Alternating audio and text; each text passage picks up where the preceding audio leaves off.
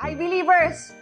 Ang inyong I-Believer Ate Shaira muli nagbabalik for another magic trick. So, meron po tayo ditong mug at may yellow ribbon.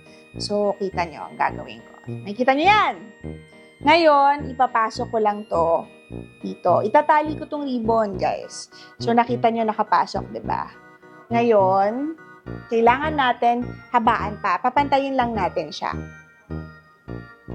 Yan. Yan, okay. Pagkatapos niyan, kailangan natin itali. So, okay. Yan. Okay. Yan. So, guys, kita nyo? Nakabuhol na, di ba? Nakalock.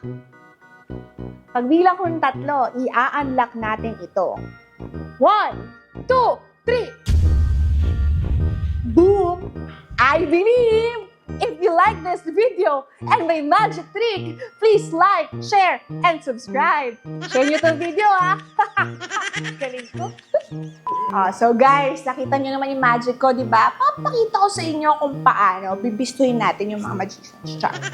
So, pwede nyo gawin to sa mga bata, sa mga parties. So, dito ko siya nilagay, yung ribbon. Tapos, hinawakan ko ng ganito yung baso. Pinakita ko sa camera na nilusot ko dito. Pero, ang hindi nila alam, pag talikod ko ng ganito, kunyari ina-adjust ko yung length ng ribbon. Pero, eto, sinuot ko dito yung daliri ko para ilabas ngayon to. So, kunyari, binuhol ko siya. Pero, ang nangyari, wala talaga, di ba? Hindi siya naka-attach. Hindi siya nakabuhol doon. Ngayon, kunyari, ibubuhol ko ulit. Hinila ko dito yung ribbon, pinalabas ko. Tapos, kailangan pantay sila para hindi halata. Ganyan. Kailangan pantay para kunyari nakalock. Yan. Nakita nyo? Ayan siya. Pag nakita nyo, nakaganyan lang siya. Pinantay ko lang yung ribbon. So, ngayon mukha siyang nakalock, diba?